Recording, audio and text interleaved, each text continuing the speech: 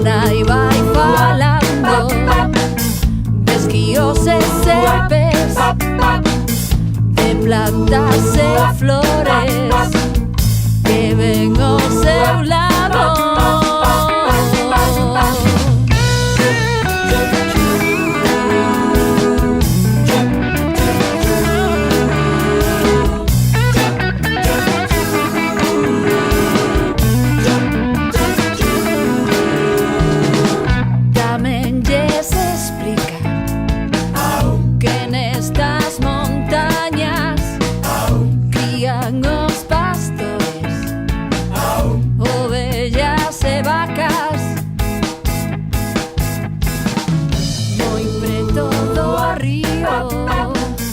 Collen cogomelos o pando raposo como dinos bellos.